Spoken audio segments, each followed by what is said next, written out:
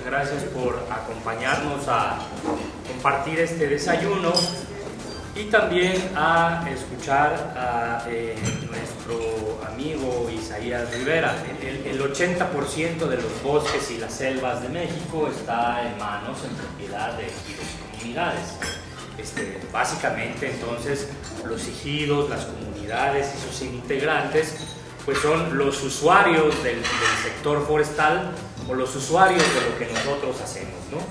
Es por eso pues que el tema agrario, la legislación agraria cobra una especial e importante situación en el trabajo que hacemos día a día. A nombre de CONAFOR, Isaías, te agradecemos por acompañarnos, agradecemos a la Universidad Panamericana que también hayas podido zafarte ahí de tus actividades para poder estar acá. Muchas gracias, muy buenos días. Primero que nada, agradezco la invitación que cordialmente me hace la Comisión Nacional Forestal a través del grupo de Sergio, quien pues, me plantea la posibilidad de venir a platicar con ustedes algún tema en particular que tiene que ver, que trata de establecer una vinculación entre lo agrario y lo forestal, que creo que no nos cuesta mucho trabajo pensar en que existe.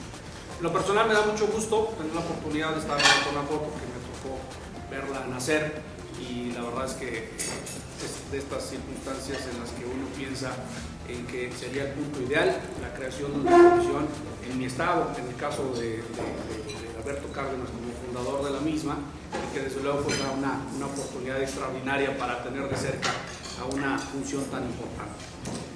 El tema que me ocupa para presentarles a ustedes es un tema muy específico que he venido desarrollando a lo largo de algún tiempo, y que lo que pretendo aquí es simplemente explicar, tratar de ser muy sencillo para poner un punto, digamos el índice en un tema que pues es central para nuestro país, que tiene vinculación con ustedes, pero que a su vez precisamente conecta con el progreso, con el desarrollo, con la inversión nacional.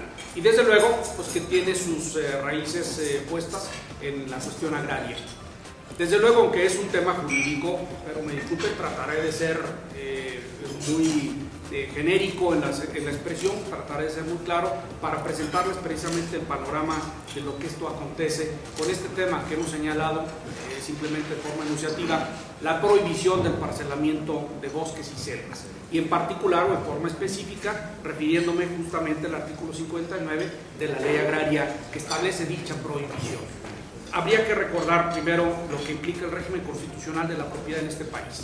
Y este tema, de inicio, siempre me permite captar la atención donde me toca exponer, y sobre todo cuando el tema agrario se le ve con mucha lejanía, y diría yo, como la expresión que utilizo para mis alumnos, que se ve como vacas y milpas.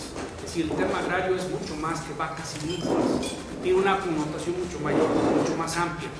Y decíamos, en el mundo del entorno jurídico, el análisis de la propiedad agraria no es poca cosa. Primero refresquemos la memoria respecto de lo que la Constitución dice de la propiedad de nuestro país, a partir del concepto de la propiedad originaria de la nación. En nuestra estructura de la propiedad, encontramos, digamos, tres grandes apartados. En realidad son dos, pero generalicémoslos en tres apartados. Primero, lo que conocemos como la propiedad privada plena, la propiedad civil, la propiedad que se regula localmente en cada entidad federativa a través de sus códigos civiles.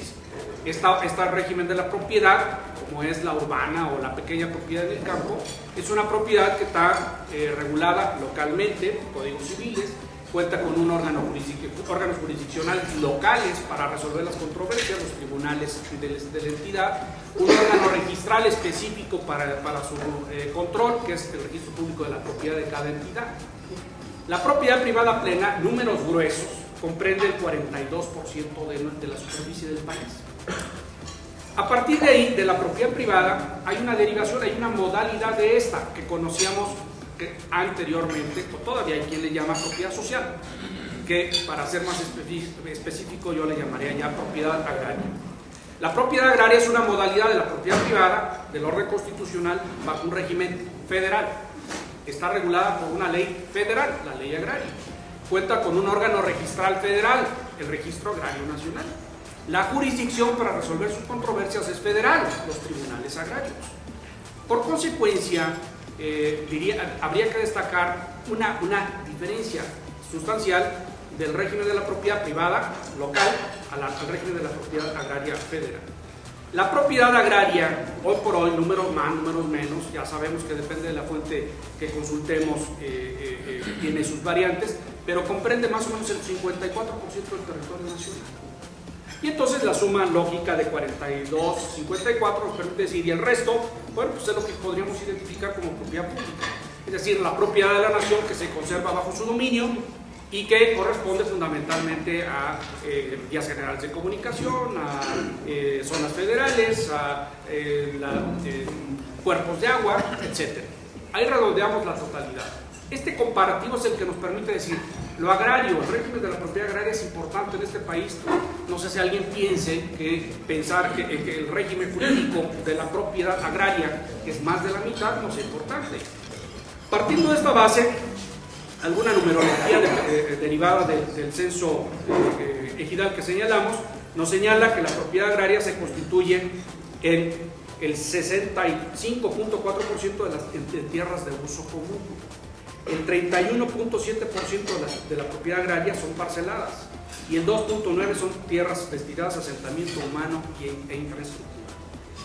De las tierras de uso común, nos dice estos datos, el 92% cuenta con cubierta vegetal y esta se compone, el 62% por montes y pastos no cultivados, el 31% en bosques o selvas y el restante 6.6% se dedica a actividades agrícolas.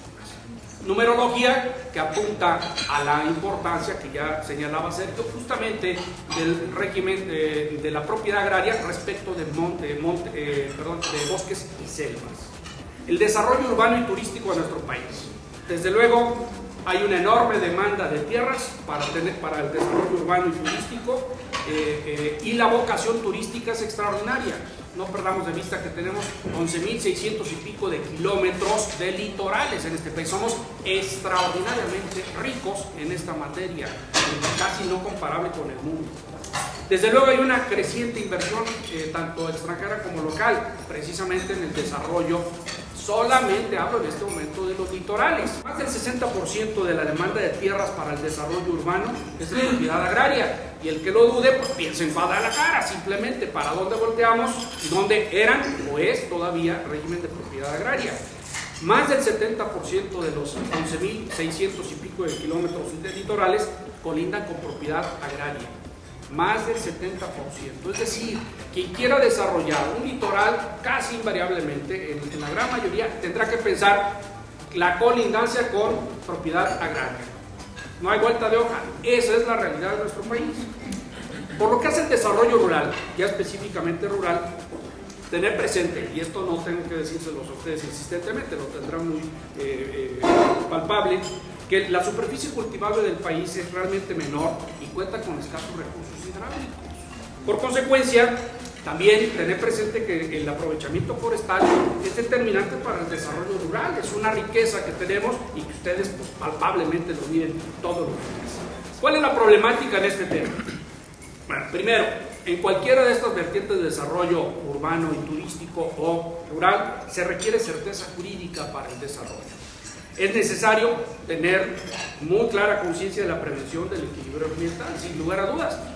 Pensemos, habría que reconocer los que somos agralistas que el reparto agrario en este país contribuyó a la deforestación. Sin vuelta de hoja, no hay manera de que alguien me pueda decir que no es así. Realmente fue un problema que contribuyó precisamente a la situación que tenemos actualmente, por la visión y la forma como se planteó el reparto agrario. La ley agraria señala restricciones a los núcleos agrarios para parcelar y por ende enajenar o desarrollar sus tierras, las tierras que cuenten con bosques o selvas. Por el contrario, curiosamente, los particulares, la propiedad privada plena, la propiedad civil, local, no cuentan con restricciones en este sentido. Si no hay ningún dispositivo que diga prohibido su fraccionar, no, se establecen disposiciones que regulan bosques y selvas, pero no hay una prohibición específica de parcelar o fraccionar. Hay pues un diferendo, un desequilibrio en el trato de la propiedad agraria, 54% del territorio nacional, respecto de la propiedad privada plena, 42% del territorio nacional. Empezamos con los problemas. Hay un mandato constitucional en el artículo 27, párrafo 3, que no señala que la nación tiene el derecho de imponer las modalidades a la propiedad privada que dicte el interés público. Este enunciado permite a la nación decir, hay propiedad privada plena y también hay propiedad agraria. De ahí nace precisamente la autoridad para crear ejidos y comunidades. Luego, regular en beneficios sociales el aprovechamiento de los elementos naturales susceptibles de apropiación. Venga, muy bien. Dictar medidas para establecer adecuadas provisiones, usos, reservas y destinos de tierras, aguas y bosques. Venga, perfecto. Para preservar y restaurar el equilibrio ecológico, sin lugar a dudas, tema nuestro en esta mesa. Para el fomento de la agricultura, ganadería, silvicultura y demás actividades económicas en el medio rural. O sea, preservar, pero permitir el desarrollo. Y evitar la destrucción de los elementos naturales y los daños que la propiedad pueda sufrir en perjuicio de la sociedad. No tenemos duda. El mismo artículo 27, en su fracción séptima, nos señala que la propiedad de los núcleos agrarios será protegida por lo que respecta a sus actividades productivas. Abre el espacio para decir, se puede trabajar en lo que resulte necesario. Aprovechamiento de tierras, bosques y aguas de uso común. Está señalando que se puede aprovechar, y obviamente diríamos bajo el equilibrio ecológico, los bosques y selvas. Y respeto a la voluntad de los ejidatarios y comuneros para adoptar las condiciones que más les convengan en el aprovechamiento de sus recursos productivos. Es decir, mayoría de edad a los núcleos agrarios para decidir el destino, solo teniendo presente, puedes aprovechar tus bosques y selvas, pero preservar el equilibrio ecológico. El artículo 27 también, en su fracción vigésima, plantea un señalamiento que de suyo, hombre, nos lleva a una serie de especulaciones, de actitudes, de discusiones incluso, que es el concepto del desarrollo rural integral. Y ha habido ríos de tinta, doctrinistas, estudiosos que dicen, ¿qué comprende eso? Yo diría, no nos quebremos la cabeza. Desarrollo rural integral, pues todo, tan sencillo como tal. Este precepto le da soporte precisamente a esta fracción séptima, en que se establece, tienen posibilidades de aprovechar sus bosques y selvas, solo guardando el equilibrio de carácter ambiental. Por consecuencia, diría yo, en un apunte final sobre esta parte de la Constitución, que da soporte al aprovechamiento de la propiedad agraria, solo respetando los aspectos ambientales. Siguiente, por favor. Bien, la ley reglamentaria en materia de propiedad agraria, que es la ley agraria, establece su artículo 2 la supletoriedad y dice, a esta ley le resulta aplicable supletoriamente. Supletoriamente significa es que lo que no diga esta ley hay que acudir a las otras. Venga, hay que encontrar lo que en esta ley no se señale o sea insuficiente en otras disposiciones. Pero aquí es expreso, dice, en materia ambiental, supletoriamente la ley agraria lo es la ley del equilibrio ecológico, protección al ambiente. Pues uno terminaría diciendo, no hay de vuelta de hoja, está claro que si hablamos del régimen de propiedad agraria y este es de orden rural, pues la ley en materia ambiental es aplicable. Y en aprovechamiento urbano, la Ley General de Asentamientos Humanos. Igualmente, pareciera que no hay duda de la lógica. Solo hago el apunte de que hasta antes de 92 la propiedad agraria no era susceptible de urbanizarse, era prohibición total la urbanización, precisamente por eso se dieron, prohibición total con sus asegúnes, zonas de urbanización, pero bajo una estructura, una creación francamente muy complicada. Pero en general, prohibido. Por eso se generaron los asentamientos humanos irregulares, y no tendríamos que decir mucho aquí en Guadalajara, pensando en Santana Tepetitlán o Santa María Tequepexpa, por solo citar algunos ejemplos. Pero de 92 para acá se dice, no tenemos problema, la propiedad agraria es perfectamente aprovechable para su desarrollo urbano. Solo, primero, respétese de manera básica la legislación en materia agraria, que es la que estamos señalando, y en segundo término, la legislación en materia de asentamientos humanos y desarrollo urbano. Es posible prescribir tierras ejidales, excepto en bosques y selvas. Es decir, la ley permite ahora que la prescripción, que es la adquisición de la propiedad por virtud de la posesión, el que tiene tierras en posesión, puede prescribir, es decir, puede convertirse en titular. Y esto ya la ley dice, venga, sí se puede. Pero nunca por ningún motivo si se trata de bosques y selvas. Si bien se prescribe lo que se le conoce como parcela por la posesión, lo cierto es que, y luego prohíbe que sea bosques y selvas, lo cierto es que si son parcelas, luego entonces ya hay el parcelamiento, ya hay un parcelamiento de hecho. Y la ley solo prohíbe la asignación de parcelas en bosques y selvas. Entonces ya está entrando ahí en una perfecta contradicción. Es decir, ¿y qué pasa con las parcelas preexistentes? Las que ya estaban con anterioridad. Y ahí se queda la ley y por consecuencia ya empezaría a decir, y algunos criterios de autoridades administrativas y jurisdiccionales se montan en esa idea y dicen, pues todo está prohibido, lo cual no es exacto en la aplicación de la ley. Y luego, el propio 59, artículo 59, que es el que centralmente nos ocupa, dice, es nula el parcelamiento en bosques y selvas tropicales.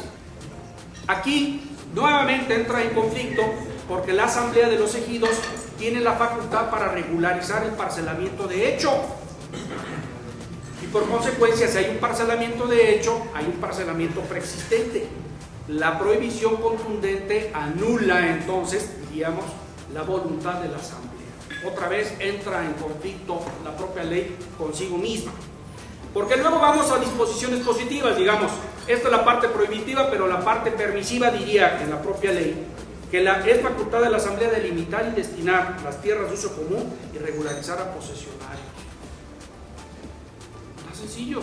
Uno diría, si ya hay un parcelamiento y si la Asamblea es la máxima autoridad, permite regularizar a todos. Entonces uno dice, pero si hay bosques y selvas, no, caray. De nueva cuenta entra en conflicto.